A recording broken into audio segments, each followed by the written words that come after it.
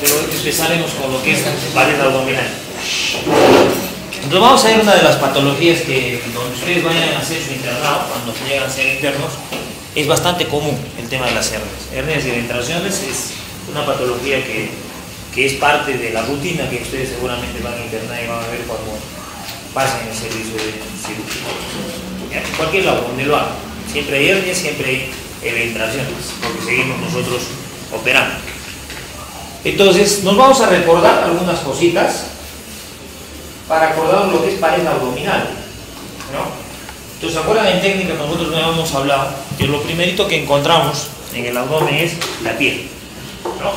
Y para hacer un corte en la piel, primero nosotros tenemos líneas entre la piel que hacen de que sea más estético que una incisión que otra, ¿no es cierto? Una dirección, ¿no? Las líneas de Langer se llaman, ¿no? Que son las líneas que permiten que nosotros hagamos una incisión que sea menos. Entonces yo retiro la piel. ¿Y qué encontrábamos debajo de la piel? Tejido celular subcutáneo, ¿no? ¿Y se acuerdan cómo se dividía el tejido celular subcutáneo en anatomía? ¿Qué fases teníamos? ¿Se acuerdan? De escarpa uno y el otro. Rosma. No es Rosma. Alguien que le ayude, ya dijo uno bastante, falta el otro. ¿Cuál es? Estás por ahí, está ahí. Está en la punta de la lengua, así como. ¿Qué más? ¿Se acuerdan? ¿Alguien que se acuerde? No se acuerdan. En técnica no escucho.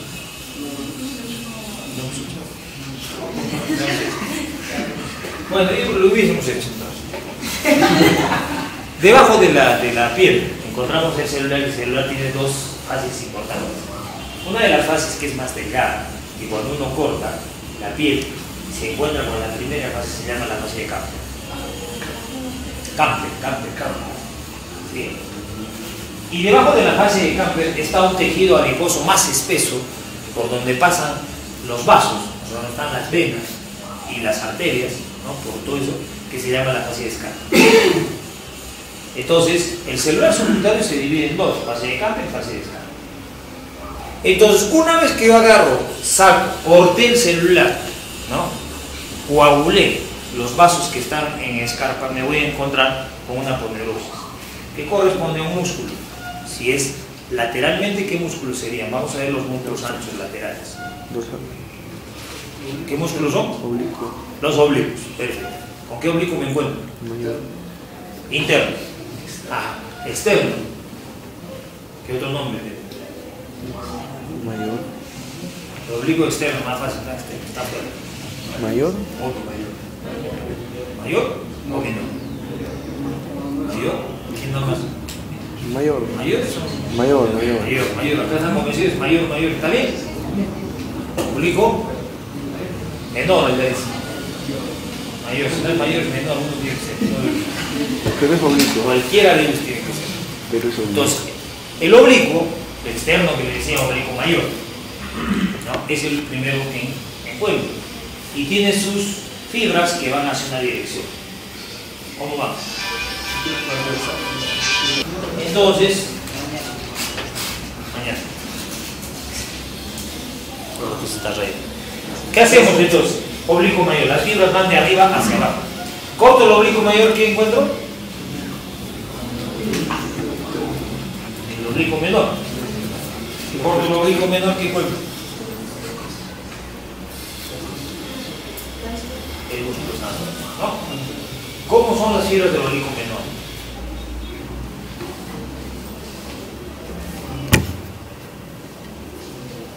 ¿Cómo van?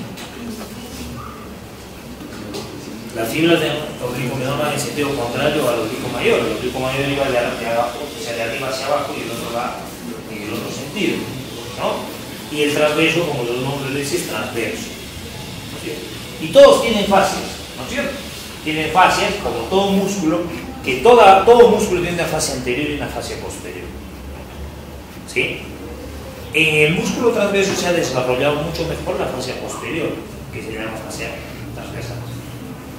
que le corresponde al oblicuo, al transverso, al músculo transverso, ¿no?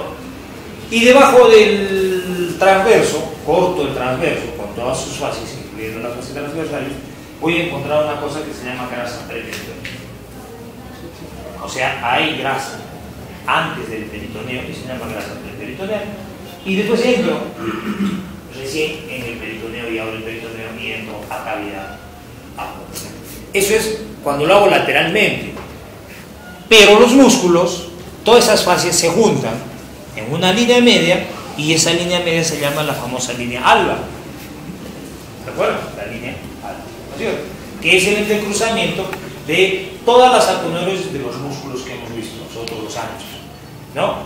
Y hay un músculo también que está en el medio que se llama el recto anterior del abdomen, ¿no? Que es un músculo poligástrico, son segmentos de músculo con bastante fase, y todas las aponeurosis, tanto de los oblicuos, se juntan en el medio para dar la línea alta. Y va a ser, esa unión va a ser diferente arriba y abajo. ¿Qué tengo que saber? ¿Por qué tengo que saber? Yo soy estudiante de medicina, ¿me va a importar o no me va a interesar? Van a ayudar alguna vez ustedes una cirugía y tienen que tener idea qué cosa es lo que uno está cosiendo más o menos, ¿no? Como saber, está cosiendo el estómago, está cosiendo el... Y acá vamos a encarcelar.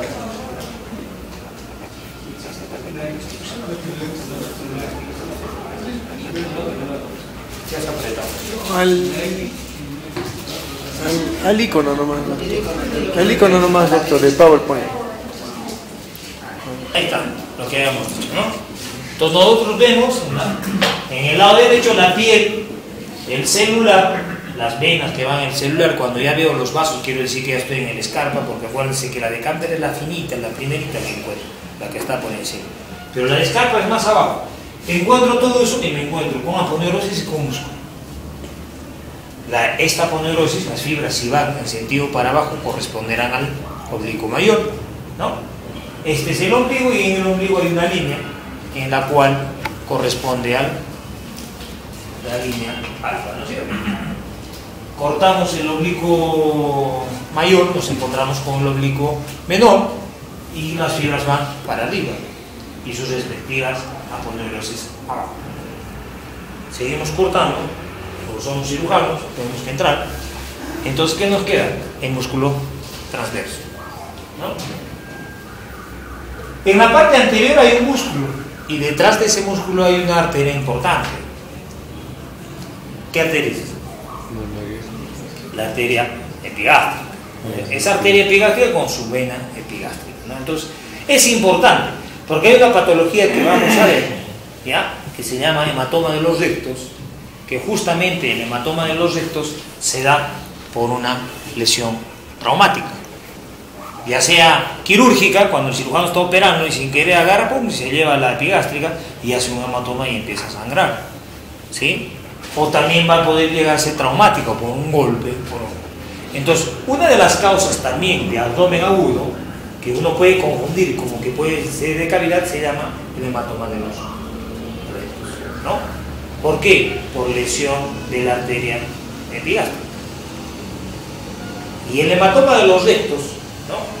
La causa va a ser, ya hemos dicho, traumática, que puede ser quirúrgico, puede ser por otro tipo de trauma. ¿Qué sintomatología le va a dar al paciente? ¿Qué cree? ¿Cómo haría yo un diagnóstico de un hematoma de los rectos? ¿Qué síntoma va a tener el paciente? Una masa palpable. Puede ser. ¿Qué otra cosa? ¿De qué se quejaría? ¿De qué se queja?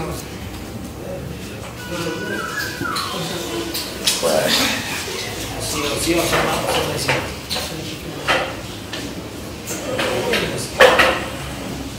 dolor localizado. ¿Aguantará? Sí, me aguantará. ¿Qué sintomatología va a tener un hematoma de los rectos? ¿Síntoma?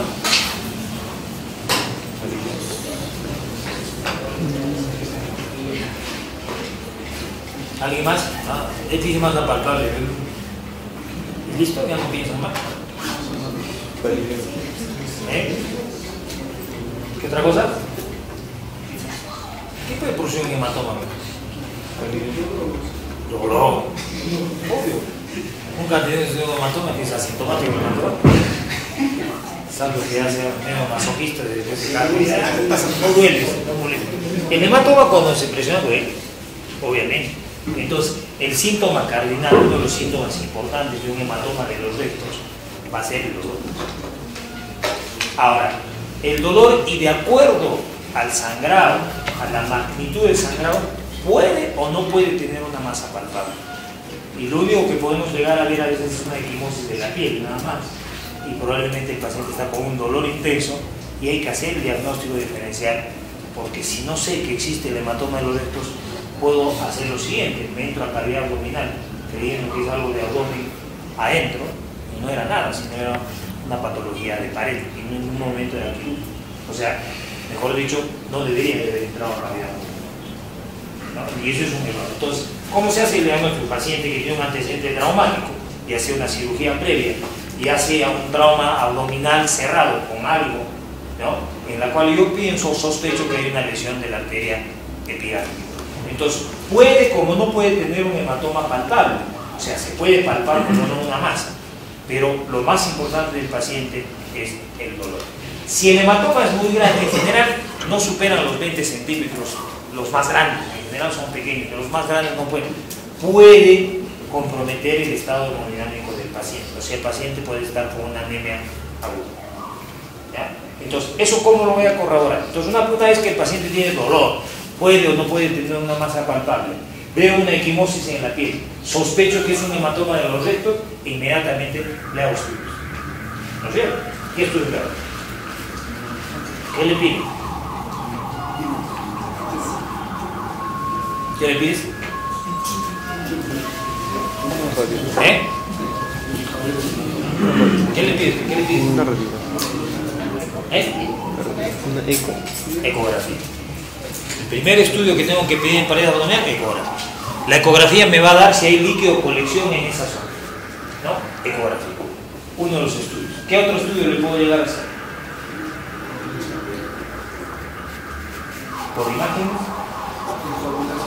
¿Coagulación por imágenes? No, por imágenes, todavía. Después vamos a ver.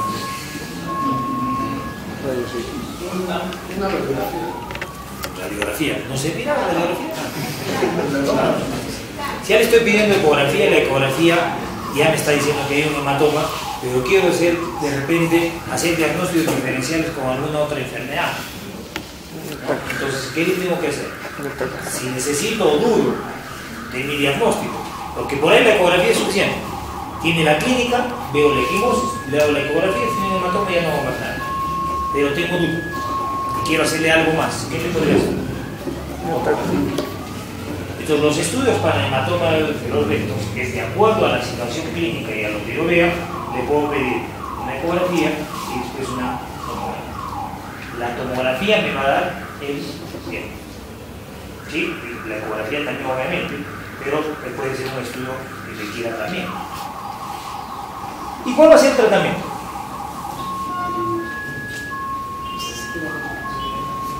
Aparte de esto, ¿qué más le pediría? Que me estaba olvidando. Tú estabas hablando al respecto. Laboratorio. Dentro del laboratorio el hemograma. El hemograma va a ser importante. ¿Por qué? Porque el hemograma me puede decir si es una anemia aguda. Entonces, su hematocrito va a ser importante. Porque a veces sangre no se sabe de cuánto, cómo sangra, ¿no? Porque hoy día hemos visto un paciente, ¿te acuerdas del chiquito ese que la radiografía que hemos visto, el hemoperitoneo, el acuchillerito? Ya, está con 8 de hemoglobina. ¿De dónde ha sangrado tanto? ¿O tiene otra cosa más? ¿Ok? O sea, en el tórax no había hemotórax.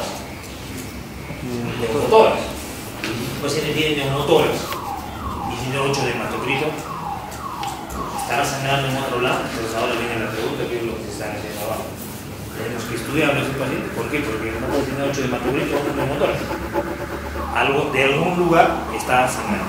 Entonces igual acá, un hemograma nos da la posibilidad de ver qué cosa tiene. Si tiene anemia o no tiene anemia, pero acuérdense, cuando los hematomas son grandes lo puede descompensar un paciente, o sea, puede bajar su hematocrito por lo menos una buena cantidad de 14 que tenga puede estar en 11, y ya quiere decir que ha perdido una cantidad determinada de sangre. Ese se llama el hematoma de los rectos. Tratamiento. ¿Cuál sería el tratamiento? Quirúrgico. ¿Drenaje? El tratamiento puede ser médico o quirúrgico, puede ser expectante, si el hematoma es pequeño, se espera y se va a reabsorber solo, y excepcionalmente quirúrgico, excepcionalmente, no es un tratamiento siempre. Entonces, en conclusión, ¿los hematomas se drenan o no se drenan? Algunos sí, pero no todos. Entonces, un porcentaje mínimo será quirúrgico, pero la mayoría es de tratamiento expectante. Entonces, acuérdense, otra patología que causa dolor y un abdomen agudo, en este caso médico, la mayoría es médico, hematoma de los rectos, producida por lesión de la arteria epigástrica traumática. ¿Correcto? ¿Medito? Muy bien. Ahora, hay pacientes que pueden hacer un hematoma de los rectos que hacen contracciones fuertes, bruscas de los músculos, y a veces el músculo se desgarra y también puede producir lesión de la arteria. ¿Qué patología sería eso? La que ayer estábamos hablando, el tétano. Entonces el tétano también puede producir un hematoma de los rectos, hay que tenerlo en cuenta. ¿Sí? Listo. Seguimos entonces un poquito de anatomía. Este es para acotar lo que había. Arriba y abajo, ¿cómo es la línea A? Media. Fíjense, arriba cómo está yendo. Bien. La aponeurosis del oblicuo mayor. Como siempre les he dicho, tiene una aponeurosis superior y una inferior. ¿No? Se juntan las dos, hacen una sola y se van, cruzan el oblicuo, el recto mejor dicho, y se van a la línea media. La del oblicuo menor, su fase anterior se va por arriba y su fase posterior se junta con la del transverso y se va por debajo. ¿Cuál es la diferencia? El oblicuo menor. El oblicuo menor, su fase anterior va por arriba, por la parte anterior, y su fase posterior por la parte posterior.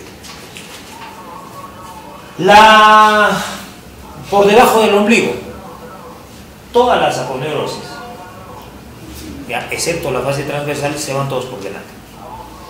Entonces, ¿eso qué quiere decir? Que el cirujano, cuando hace una incisión en la línea media, por arriba tiene que coser dos fases, no olvidarse de la fase posterior, y por abajo solamente una sola fase, y con eso está cerrado todo. ¿Sí? Entonces, por debajo del ombligo, en los ginecólogos que operan, la mayoría que son incisiones medianas, debajo del ombligo, una fase suturo por encima del músculo y estoy suturando todas las aponeurosis juntas. En cambio, por encima del ombligo tengo que suturar no solo todas las aponeurosis, para suturar las dos aponeurosis tengo que hacer la fase anterior y la posterior, agarrar todo junto, por debajo del ombligo, ¿no? Entonces, las aponeurosis encima del ombligo y debajo del ombligo es diferente la disposición. ¿Sí? Esto es anatómicamente. Incisiones no se han hecho técnicas, ¿no? Se han hecho. Muy bien, entonces estamos bien. Nervios. Ya sabemos que los nervios todos son los intercostales, ¿ya? Que van todos hacia abajo a inervar el abdomen. Ahí tenemos. Y esta es otra lista donde vemos las arterias, cómo va la arteria epigástrica hasta arriba, ¿no? Todo lo que se está fusionando. Y esta es una imagen donde cómo vienen los nervios. Los nervios van en la dirección del oblicuo mayor, o sea, para abajo. Listo. Entonces, con esta imagen, yo más o menos me puedo orientar. Lo que no han hecho en técnica de incisiones, que, bueno, ahora nos vamos a imaginar más o menos cómo podrían ser las incisiones y qué incisión me puede llegar a producir un debilitamiento de la pared más que otra. A ver, vayan. Si yo les menciono una incisión, ¿ya? Paramediana, o sea, donde está esto, el lado azul, ¿qué cosa estoy cortando? ¿Corto algo? ¿Algún nervio? No corto nada.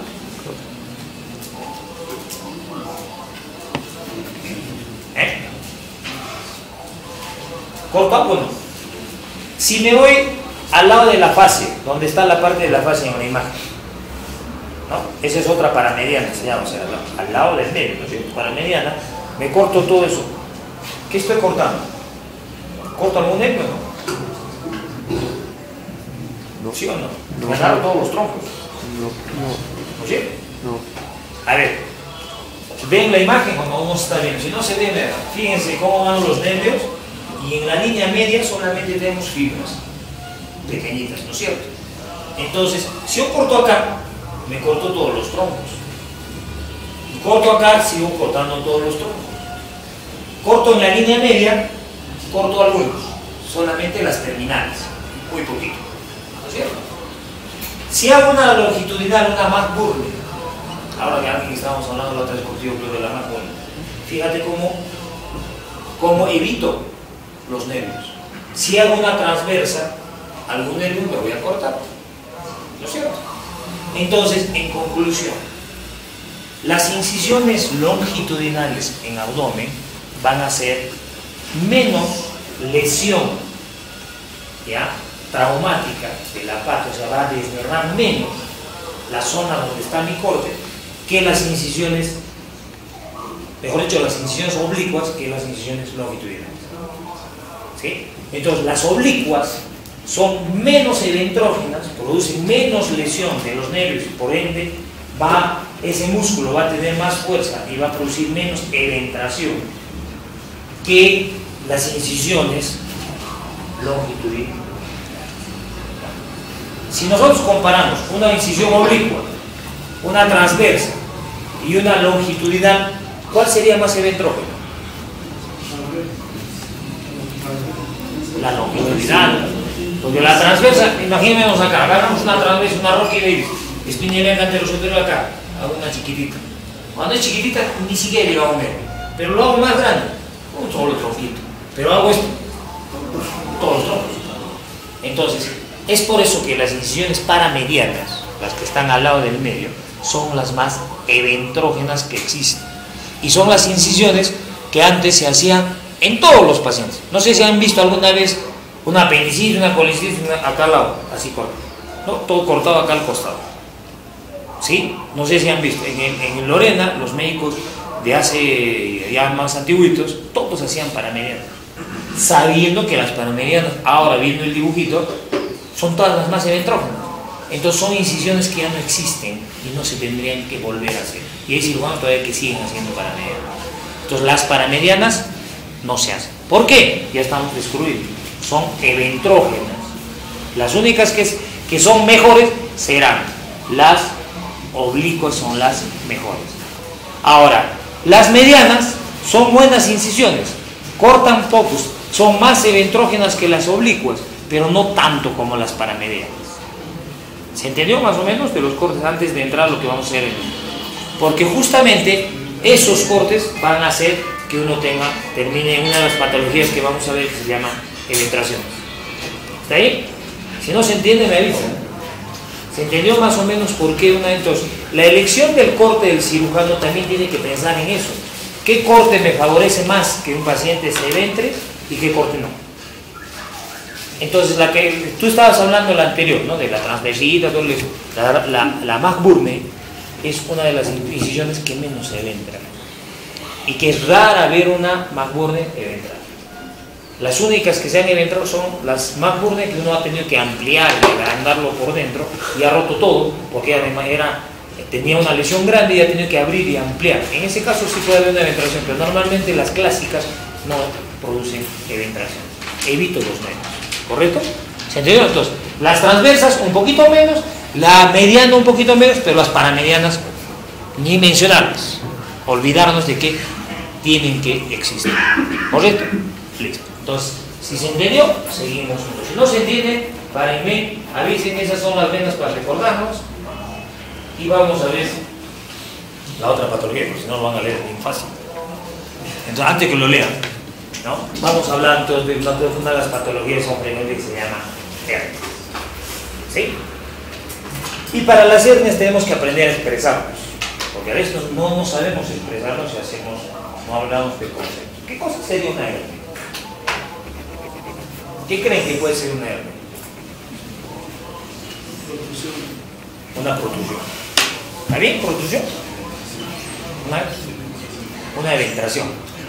La eventración no es lo mismo que una hernia. Vamos a ver que hay una diferencia. Ahora lo vamos a mencionar. No es igual. Él dice que es una protrusión. ¿Protrusión de qué? Una víscera. De una víscera. De una víscera. Por un agujero. De una víscera que puede ser total o parcial. ¿Y a qué te refieres? ¿Que salga toda la víscera? ¿A eso te estás refiriendo? ¿O que salga la mitad de la víscera? Puede ser completa.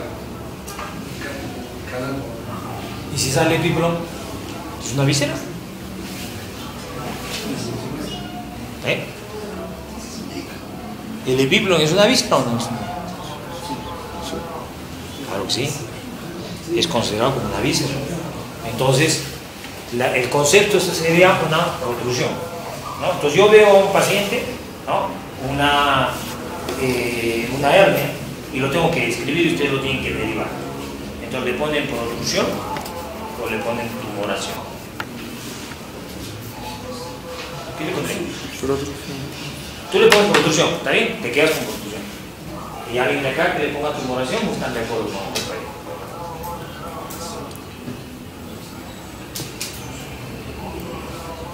¿Está bien?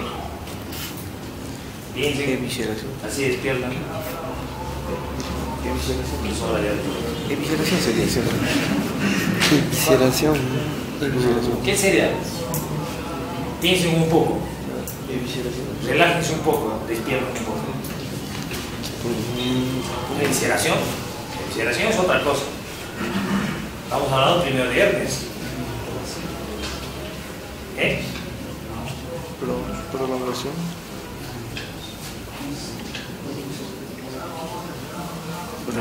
Nadie opina. No opina, no dice nada. De esto muy bien. Se quedó uno solo, no opina. De esto no habla nada. Así van a hablar en el examen. Así los quiero en el examen caliente. No hacer de a dos así el examen. Ahí sí hablan. ¿No? Protrusión, ¿está bien? Tumoración, nadie dice tumoración. No hablan como tumoración. Las dos expresiones son válidas. Y ahora vamos a ver por qué son válidas. En realidad, la definición de una hernia sí es, como él dice, es una protrusión. Pero cuando la hernia se complica, ya hablo de una tumoración. ¿Ya? Y vamos a ver cuáles son las complicaciones, pero ahora lo hablaré. Vamos a hablar en general ahora de hernias en general. Y ya el lunes vamos a hablar de hernia inguinal, hernia crural, cada uno, ¿no? Pero ahora vamos a hablar de hernias en general. Entonces, ¿qué va a ser una hernia? Lo que decía vuestro compañero, es cierto, es una protrusión o salida ocasional o permanente. O sea, a veces sale y se entra, ¿correcto? Entonces sería ocasional. Pero a veces sale y no quiere regresar. Entonces ya quiere decir que está permanente. Entonces es la salida o la protrusión permanente o ocasional de una víscera o tejido a través de un orificio o defecto de la pared abdominal, que en general es congénitamente constituido. O sea, ¿a qué me refiero? Para que yo tenga una hernia, tiene que haber un defecto congénito, algo con lo que ya he nacido, que en el transcurso de mi vida, por diferentes circunstancias, hace de que salga mi hernia. Entonces, en general, son congénitamente constituidos. ¿Habrá algo adquirido? Vamos a ver que sí existe algunas cosas adquiridas dentro de una hernia, pero para que sea adquirido tiene que haber algún problema en ese paciente para que tenga su hernia, si no, no tiene por qué tener una hernia. Entonces, puede ser, en general, la mayoría son congénitamente adquiridos. Entonces, el defecto de la pared abdominal va a ser congénitamente constituido en la mayoría y en algunas veces adquirido. ¿Ya? ¿Sí? Queda más o menos el concepto. Entonces, protrusión ocasional o permanente del contenido abdominal a través de un defecto de la pared congénitamente adquirido o mejor dicho, o adquirido, ¿no? Congénitamente constituido o adquirido, ¿no? En algunos pacientes. Vamos a ver.